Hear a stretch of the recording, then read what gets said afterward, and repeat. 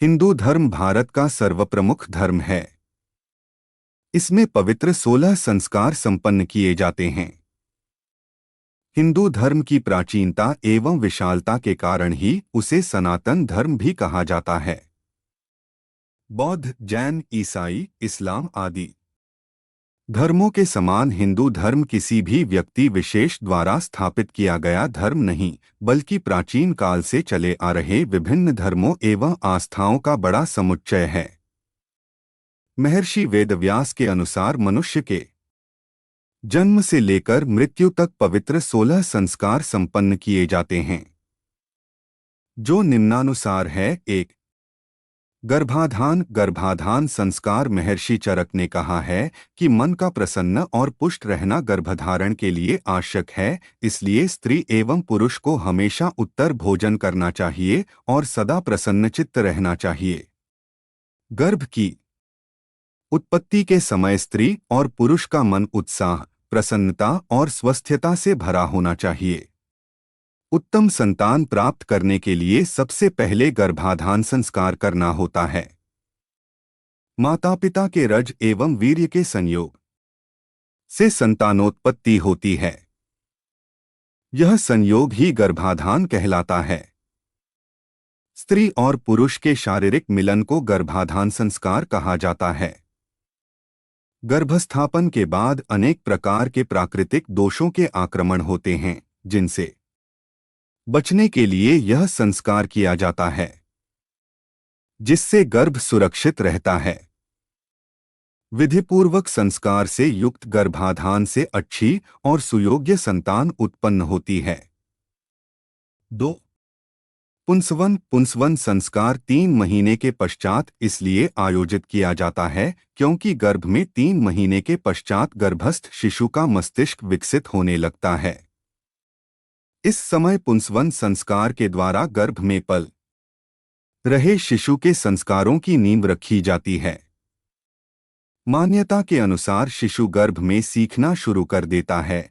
इसका उदाहरण है अभिमन्यु, जिसने माता द्रौपदी के गर्भ में ही चक्रव्यूह की शिक्षा प्राप्त कर ली थी। 3. सीमंतोन्नयन। सीमंतोन्नयन संस्कार गर्भ के चौथे, छठवें और 8वें महीने में किया जाता है। इस समय गर्भ में पल रहा बच्चा सीखने के काबिल हो जाता है। उसमें अच्छे गुण, स्वभाव और कर्म का ज्ञान आए, इसके लिए माँ उसी प्रकार आचार विचार, रहन सहन और व्यवहार करती है। इस दौरान शांत और प्रसन्नचित्त रहकर माता को अध्ययन करना चाहिए। 4. जातक्रम। बालक का जन्म होते ही जातकर्म संस्कार को करने से शिशु के कई प्रकार के दोष दूर होते हैं। इसके अंतर्गत शिशु को शहद और घी चटाया जाता है, साथ ही वैदिक मंत्रों का उच्चारण किया जाता है ताकि बच्चा स्वस्थ और दीर्घायु हो। 5. नामकरण। जातकर्म के बाद नामकरण संस्कार किया जाता है। जैसे कि इसके नाम से ही विदित होता है कि इसमें बालक का नाम रखा जाता है। शिशु के जन्म के बाद 11वें दिन नामकरण संस्कार किया जाता है। ज्योतिष शास्त्र के अनुसार बच्चे का नाम तय किया जाता है।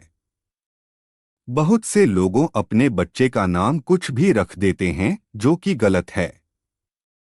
उसकी मानसिकता और उसके भविष्य पर इसका असर पड़ता है।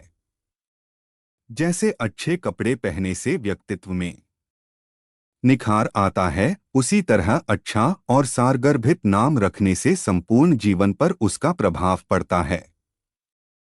ध्यान रखने की बात यह है कि बालक का नाम ऐसा रखें कि घर और बाहर उसे उसी नाम से पुकारा या जाना जाए। 6. निष्क्रमण। इसके बाद जन्म के 14 माह में निष्क्रमण संस्कार किया जाता है। निष्क्रमण का अर्थ होता है बाहर निकालना। हमारा शरीर पृथ्वी, जल, अग्नि, वायु और आकाश आदि से बना है, जिन्हें पंचभूत कहा जाता है। इसलिए पिता इन देवताओं से बच्चे के कल्याण की प्रार्थना करते हैं। साथ ही कामना करते हैं कि शिशु दीर्घायु रहे और स्वस्थ रहे। 7. अन्नप्राशन अन्नप्राशन संस्कार बच्चे के दांत निकलने के समय अर्थात 6 से 7 महीने की उम्र में किया जाता है। इस संस्कार के बाद बच्चे को अन्न खिलाने की शुरुआत हो जाती है।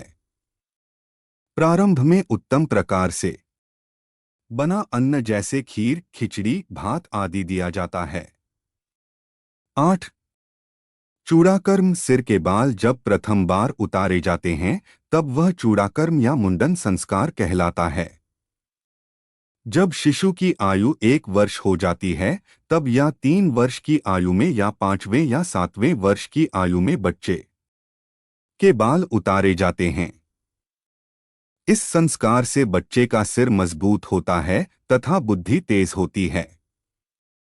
साथ ही शिशु के बालों में चिपके कीटाणु नष्ट होते हैं जिससे शिशु को स्वास्थ्य लाभ प्राप्त होता है। मान्यता है गर्भ से बाहर आने के बाद बालक के सिर पर माता पिता के दिए बाल ही रहते हैं। इन्हें काटने से शुद्धि होती है। 9. कर्णवेध संस्कार का अर्थ होता है कान को छेदना। इसके 5 कारण हैं। 1. आभूषण पहनने के लिए। दूसरा, कान छेदने से ज्योतिषानुसार राहु और केतु के बुरे प्रभाव बंद हो जाते हैं। तीसरा, इसे एक्यूपंक्चर होता जिससे मस्तिष्क तक जाने वाली नसों में रक्त का प्रवाह ठीक होने लगता है। चौथा, इससे श्रवण शक्ति बढ़ती है और कई रोगों की रोकथाम हो जाती है। पांचवा, इससे यौन इंद्रियां पुष्ट होती है। 10. यज्ञोपवीत को उपन्य या जनेऊ संस्कार भी कहते हैं। प्रत्येक हिंदू को यह संस्कार करना चाहिए। उप यानी पास और नयन यानी ले जाना। गुरु के पास ले जाने का अर्थ है उपनयन संस्कार। आज भी यह परंपरा है। जनेऊ यानी यज्ञोपवीत में 3 सूत्र होते हैं। ये 3 देवता ब्रह्मा, विष्णु, महेश के प्रतीक हैं। इस संस्कार से शिशु को बल, ऊर्जा और तेज प्राप्त होता है।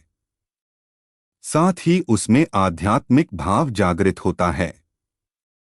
11. वेदारंभ, इसके अंतर्गत व्यक्ति को वेदों का ज्ञान दिया जाता है। 12. केशांत का अर्थ है बालों का अंत करना, उन्हें समाप्त करना। विद्या अध्ययन से पूर्व भी केशांत या कहें कि मुंडल किया जाता है।